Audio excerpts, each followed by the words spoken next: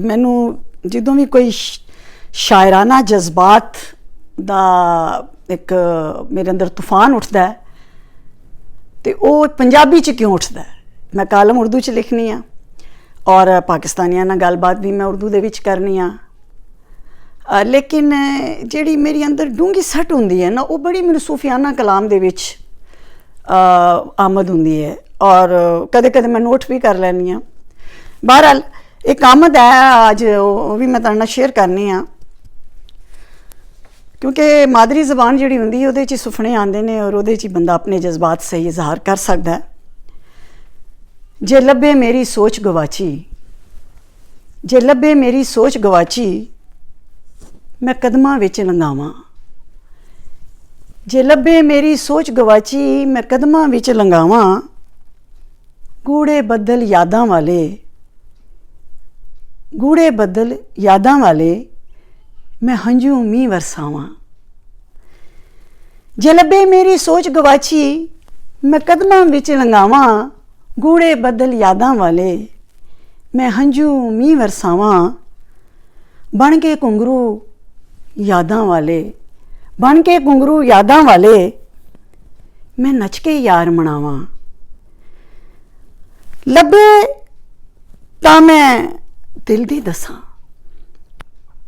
लभे तां मैं दिल दी दसां, इश्क द्वारे अपनी मसां। लभे तां मैं दिल दी दसां, इश्क द्वारे अपनी मसां। उमर दे तारे टुटदे जावन, उमर दे तारे टुटदे जावन, वसल किनारे मुकदे जावन। उमर दे तारे टुटदे जावन, वसल किनारे मुकदे जावन। सोच समंदरी डूंगी यारी, सोच समंदरी डूंगी यारी, वेच के अपना सब कुछ हारी। सोच समंदरी डूंगी यारी, वेच के अपना सब कुछ हारी।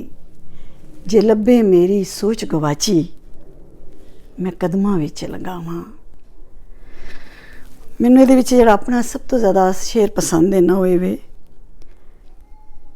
लभे तां मैं दिल दी दसां, लभे तां मैं दिल दी दसां, इश्क द्वारे अपनी मसां।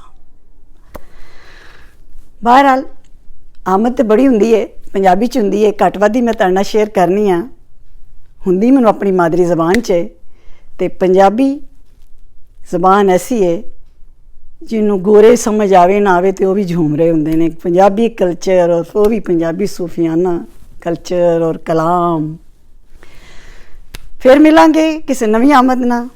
तैयबा ज़िया नूं तुसीं इजाज़त दिओ। रब रखा।